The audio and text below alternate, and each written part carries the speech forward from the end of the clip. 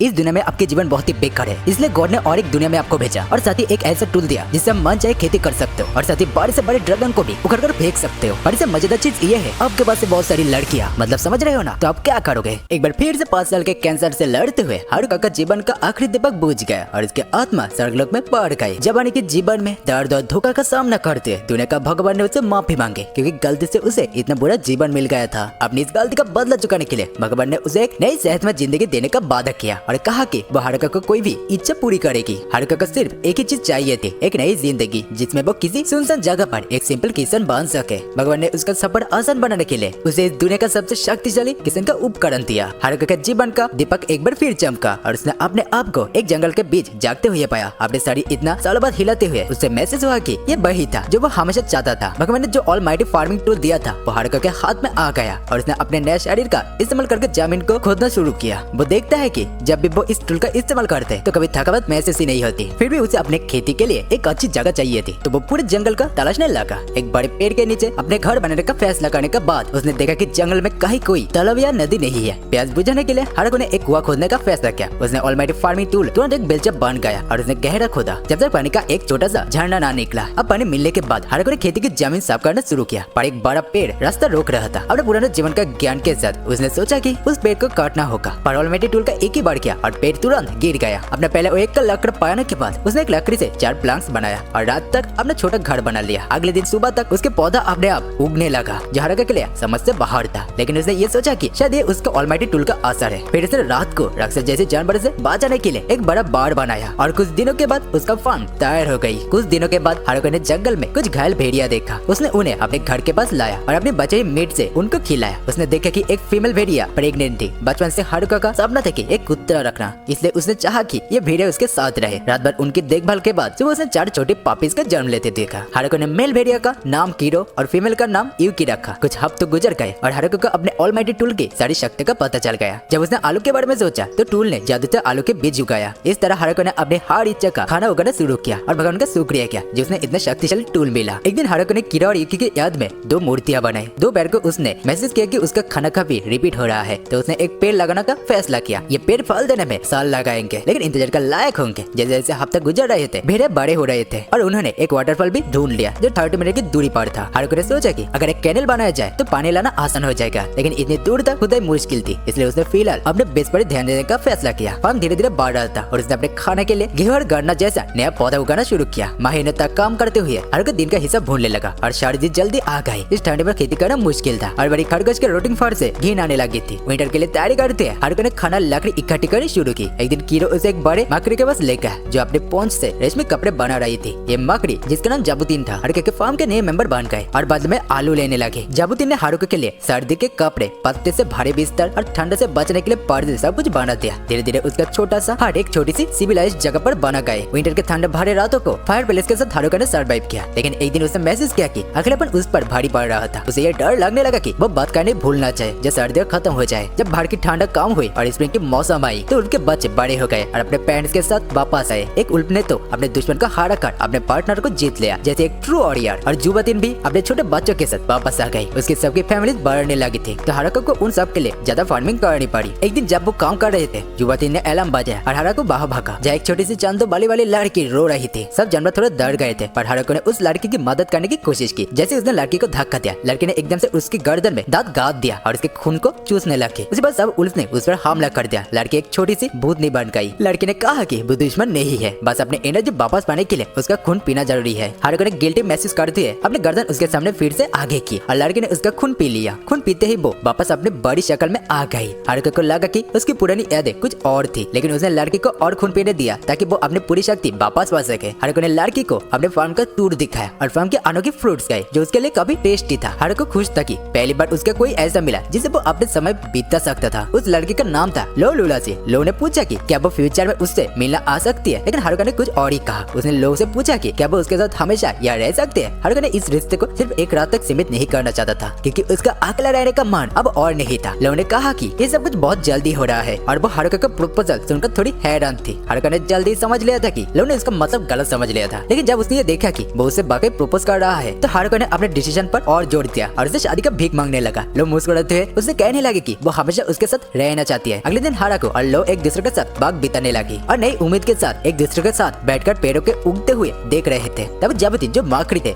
उसने फिर से अलार्म बजाया और हारुका बाहर भागा। अपने आखिरी एनकाउंटर को याद करते हैं। वो एक एंजल से लड़की को आजाद करते हैं और सोचता है कि अब कहानी काफी इंटरेस्टिंग होने वाली है। लोग चुपके से निकलने की कोशिश करते हैं, लेकिन वो एंजल लड़की लोग को ढूंढ चुकी होती है और उसे ले जाने के लिए तैयार होती है। हारुका के पेट डॉग्स भी बाहर होते हैं और लोग को बचाने के लिए वो लड़की पर हमला करते हैं। एंजल लड़की टिया जो कि लोग के ले जाने के लिए आई थी, वो अपने मिशन को रिवील करते हैं। वो कहता है कि लोग के सर पर बनती है क्योंकि वो अपने एक्सपेरिमेंट से बार बार किंगडम में ब्लास्ट करती थी। लोग को इसलिए जंगल में छुपाना पड़ रहा था। लोग ने टिया को फार्म का टूर दिखाने का वादा किया और हारुका ने उसके लिए एक मील तैयार की जो उसे कभी पसंद है। रात को वो सब अपने मैजिकल पावर से अपने घर में साफ हो गए और टिया ने स्ट्रॉबेरीज का मजा लिया। लोग ने उसे बताया कि वो अब मिलकर स्ट्रॉबेरी से स्ट्रॉबेरी क्रीम पिया बनाएगी। उस दिन के बाद टिया ने हारुका के साथ ये फैसला किया कि वो उनके साथ ही रहेगी। जैसे जैसे वक्त बीत रहा था, हारुका ने अपनी फार्म को और बढ़ाने की सोची और उसके नए पापिस के लिए एक स्टेबल बनने का फैसला किया। हारुका ने देखा कि जुआ दिन के सारे बच्चे अपने स्किल का यूज करके उद्यान भर रहे थे। उसके कुछ दिन बाद टिया ने भी कहा कि वो कुछ बात के लिए जा रही है, लेकिन जब वो वापस आए तो वो अपने साथ और भी लड़के को ले आए जिन्हें हाई एल्फ कहा गया है। अब तो एमसी का बहुत ही अच्छे दिन आ गई है क्योंकि उनका फिगर कभी इंप्रेसिव था। सबने अपने परिचय दिया। हारुका को ये समझ आया कि ये सब एक दूसरे से संबंधित है। उसने अपने आदि पुरुष की मौत के बाद ये बुरा वक्त झेलना पड़ रहा था और उनका अब बस एक ही सपना था, अपने प्रजाति को दोबारा बढ़ाना। जो हमारा एमसी जो बहुत मदद करी, समझ रहे हो ना। हारुका ने उनके लिए एक घर बनाने का काम शुरू किया और एल्फ ने अपना काला और काला गाड़ी के जरिए घर को सिर्फ 10 दिनों में खत्म कर दिया। वो घर हारुका के पुराने मिट्टी का घर से कहीं ज्यादा सुंदर था। एल्फ का लीडर उसका अबर जताने के लिए उसके लिए खांजी निकला और लोग घर का काम करने का सोचा था। जल्दी उन्होंने एक बत्ती बनाई और लोहा निकलने के बाद मेटल का यूटेंसिल बनाया जो उनके जीवन में पहली बार इतने दिनों के बाद सुकून लाया। एक दिन खेती करते वक्त एल्फ की एक लड़की ने हारुका से पूछा कि क्या वो उसके लिए रोटी बना सकती है। उसने बताया कि उसके पास एक रेयर यस्ट है जो सबसे अच्छी रोटी बनाने में मदद करेगा। हारुका एक्साइटेड हो गया और लड़के ने रोटियां बनाई जो उसने बड़ी मजे से खाई। वो अपने गेहूं के खेतों को और बड़ा करने का सोच रहा था, लेकिन उसे समझ आया कि ये सारे एक्सपेंशन अब ज्यादा हो रहा है। जब उसने लो से पूछा कि ये जमीन किसके है, लो ने कहा कि ये डीमन लॉर्ड के कंट्रोल में हो सकते हैं, लेकिन क्योंकि हारुका ने सब कुछ खुद बनाया है ये जमीन उसकी अपनी है। हारुका ने देखा कि उसने कभी एक वाटर वे बनाने का काम अधूरा छोड़ा था और अगले दिन इस पर ध्यान करने का फैसला किया।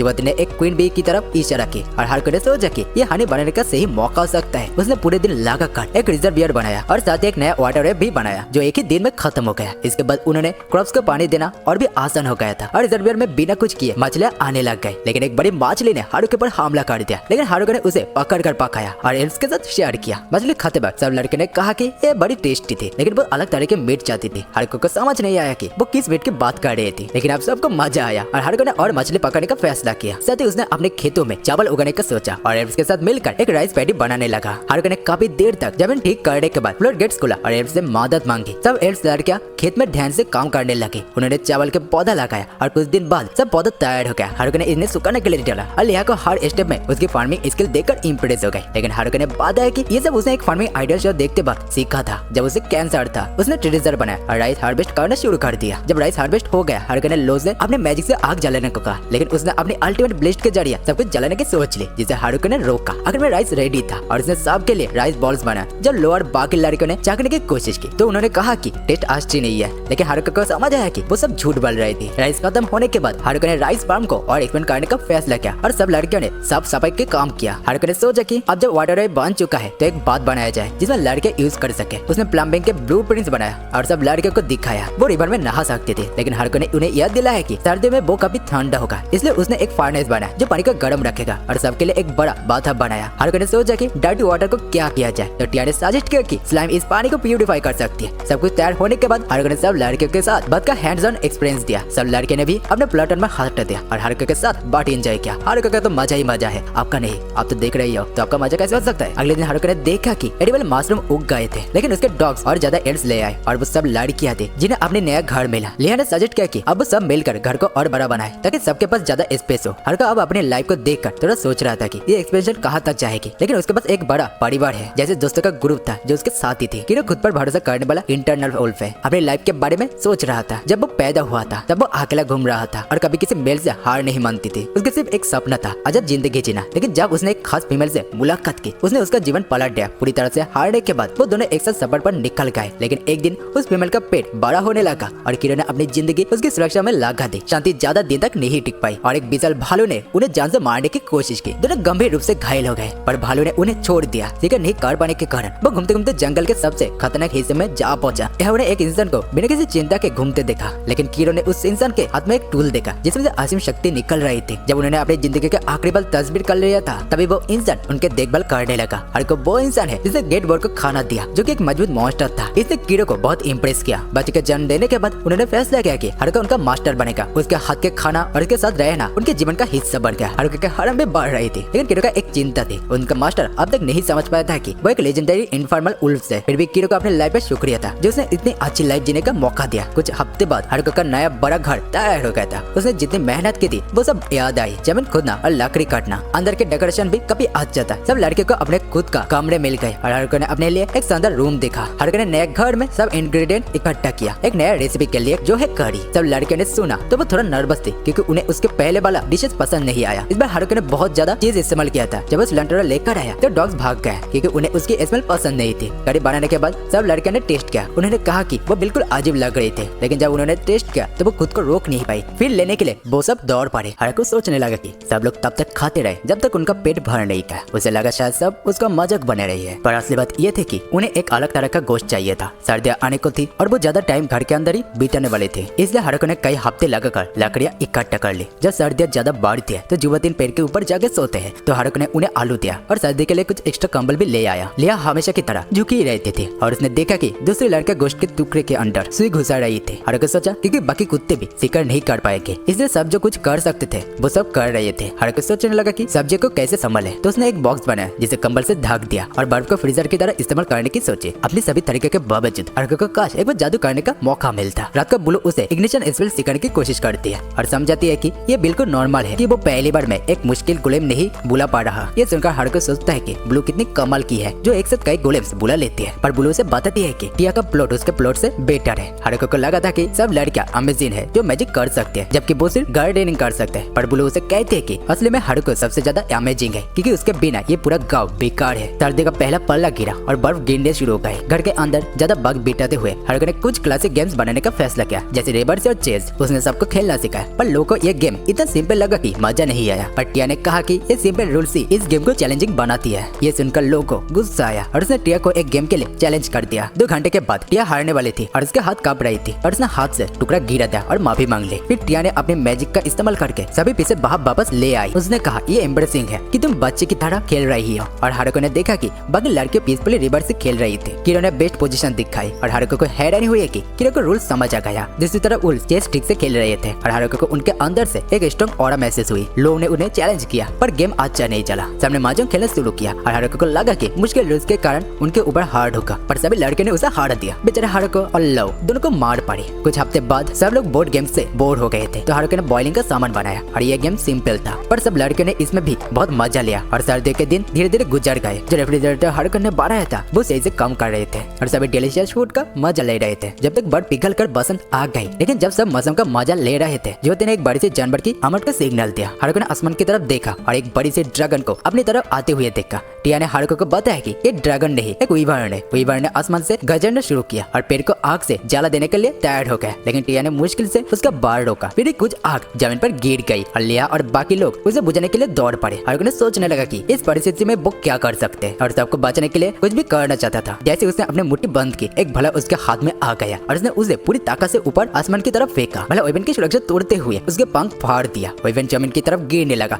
और हारुको ने एक और बाढ़ किया जो सीधा उसके सीने में जा लगा और ओवेन घने जंगल के बीच में गिर गया। हारुको ने उसकी लाश को देखा और सोचा कि कैसे किसी ने जानबूझकर भेजा था, लेकिन टिया ने कहा था कि ओवेन बहुत रेयर और कीमती जानवर होते हैं और ये सिर्फ एक जंगली जानवर ही हो सकता है। हारुको को ये दुर्घटना लगती है, पर उसने सोचा कि क्या वो इसका गोश्त खा सकते हैं। टिया ने बताया कि ओवेन का गोश्त दुनिया का सबसे रेयर डिलीशियस में एक है। हारुको ने ओवेन का स्टिक बनाया और उसके पूंछ का स्टो तैयार किया। सब लड़के ने कहा कि ये पहली बार है जब हारुको ने कुछ इतना अच्छा बनाया हो और वो खुश था कि अब वो सब इम्प्रेस्ड है। लोग अब भी कुछ अजीब लग रहा था और उसने सोचा कि टिया हारुको के भले का बड़ बाज पाती, पर टिया ने कहा कि वो इम्पॉसिबल होता क्योंकि उसने ओवेन की सुरक्षा भी तोड़ दी थी। हारुको ने पूछा कि वो क्या बात कर रही है, शायद क्योंकि उसने गोश्त के सब बोन्स नहीं निकाला। टिया ने कहा कुछ नहीं, हम तुम्हारी हड्डी खाने की बात नहीं कर रहे थे। इसे द डिमोनिक किंगडम के हायर अप्स को ओवेन के मार गिरने का खबर मिली। उन्हें एक पूरा ऑर्गेनाइज फोर्स चाहिए होता इसे मार गिराने के लिए, पर काउंटर सच बता दिया। जनरल डर से भाग गया और एक ने तो रिजाइन करने का सोच लिया। गुस्से ने अपने आंखों से ये अटैक देखा और सोचा कि हारुको का भाला तो ड्रैगन के किंग को भी चीर देगा अगर उसके ऊपर अटैक किया जाए। अगले सुबह हारुको को लगता है कि वो अभी कुछ मिसिंग कर रहा था। उसने सब एल्फ लड़कियों को इकट्ठा किया ताकि वो अनग्रहण के जूसी निकल सके। जूसी निकलने के लिए हारुको ने एक मशीन बनाई जिसमें लड़कियां अंगूरों पर पैर से कुचलने लगे। टिया लेओ ने अंगूरों पर पैर मारकर इष्ट के जूसी निकल कर और दूसरे के ऊपर गिर गया। पूरी क्रीमी लिक्विड से लपट्टी हो गई। उसने सोचा कैसे अपने रिदम को बनाए रखे। तब एक एल्फ ने गाना गाने का सुझाव दिया जैसे वो पहले गाते थे। धीरे धीरे जूसी निकलने लगा और टिया ने लोग को भी उनके साथ शामिल होने के लिए कहा। पूरा दिन सब अंगूरों का जूसी निकलते रहे और हारुको ने इन बेरियल्स पर ये छोड़ा ताकि वो फर्मेंट हो जाए। उसने सोचा कि क्या इतना जूसी काफी है। ऊपर से दुनिया के देवता ने देखा कि हारुको कितना मजा ले रहा है और माफी मांगी। लेकिन कृषि के देवता ने बताया कि उसने एक निर्दोष इंसान की जिंदगी खत्म करके उसे देख के जंगल में भेज दिया और उसको हॉली लेंस गिरी में दे दी जो एक फार्मिंग टूल के रूप में डिस्गस थी। ये लेंस किसी भी इंसान की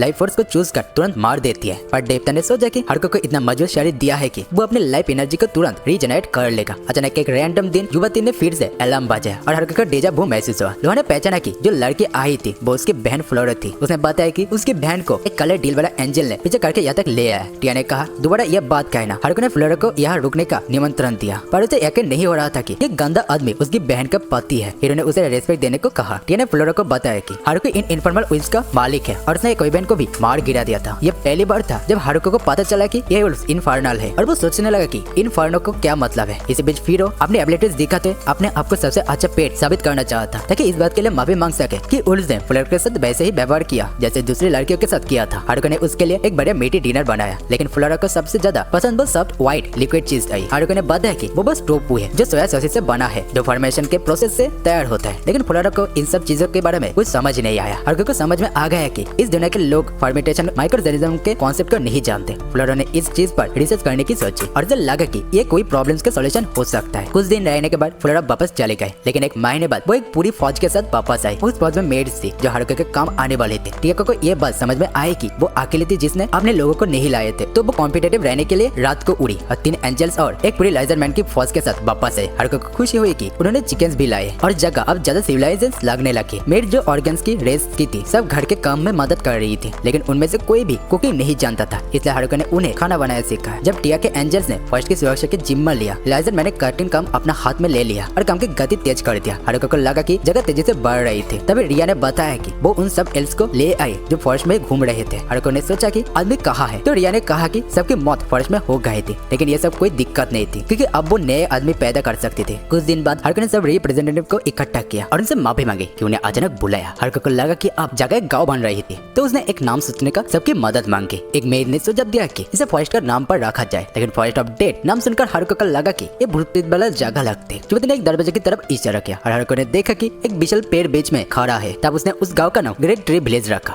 उस रात सब ने नया नाम मानते हुए एक पार्टी रखी। सब लड़कियों ने मेयर का नारा लगाया और लोगों ने कहा कि हारुको ये इस काम के लिए ठीक है। ये रात उनकी नई जिंदगी की शुरुआत थी। सबने पीछे ग्रेप जूसी पिया और टिया ने नशे में हारुको के साथ बैठने की जिद कर रही थी। उसने हारुको से पूछा कि वो अकेला क्यों बैठा है तो हारुको ने कहा कि वो इतना खुश है कि उसे सपना लग रहा है। टिया ने कहा कि ये सपना नहीं है और अब वो हमेशा साथ रहेंगे। जब गर्मी के मौसम आया तो गाँव में लोगों की संख्या और बढ़ गई। कुछ समय बाद डिमोनिक किंगडम के एक रिप्रेजेंटेटिव बेजल आया और डिमन लॉर्ड का एक मैसेज लेकर आया। हारुको को लगा कि वो शायद टैक्स का निकलने की बात करेंगे लेकिन बेजल ने हारुको को इन्फॉर्म किया कि वो उनके स्टेटस डिस्कस करना चाहते हैं। हारुको ने अपनी हिम्मत जुटी और बेजल को कहा कि वो खुशी से टैक्स देंगे लेकिन सिर्फ 10%। बेजल ये सुनकर हैरान हो गया लेकिन उसने एग्रीमेंट मान लिया। हारुको को लगा कि शायद उसने कुछ गलत किया लेकिन लोगों ने कहा कि उसने कमाल का काम किया है क्योंकि अब उन्हें डिमन लॉर्ड की आर्मी की सुरक्षा मिलेगी। टिया ने कहा कि 10% काफी कम है क्योंकि आमतौर पर 50 से 60% टैक्स लिया जाता है और जब वो साल में सिर्फ एक बार टैक्स लेने आएंगे तो वो अपने प्रोडक्शन के बारे में झूठ बोल सकते हैं। हारुको ने एक चमत्कार जैसा डील किया था। डिमन लॉर्ड का महल में जेंट्स इस बात पर हैरान था कि ग्रेट ट्री विलेज इतनी आसानी से मान गया लेकिन उन्हें शक था कि उनका कोई दूसरा एजेंडा हो सकता है। बेजल ने इस बात का माना लेकिन वो कुछ कर नहीं सकता था क्योंकि अनिहिलेशन ऑफ प्रिंसेस वैम्पायर मेड के साथ खड़े थे और साथ ही एक पूरी फौज हाई एल्व्स और इन्फर्नो उल्फ्स की थी। अगले दिन सब ड्रैगन्स के रूलर ड्रेम ने अपना परिचय दिया और हारुको के पास एक गिफ्ट लेकर आया। हारुको ने देखा कि महंगा तलवार था लेकिन उसे लगा था कि ये ज्यादा वायलेंट लग रही थी। ड्रेम ने बताया कि उनका लेयर विलेज का साउथ में है इसलिए वो अपने नए पड़ोसी से मिलने आए हैं। हारुको ने उन्हें डिनर के लिए बुलाने का सोचा।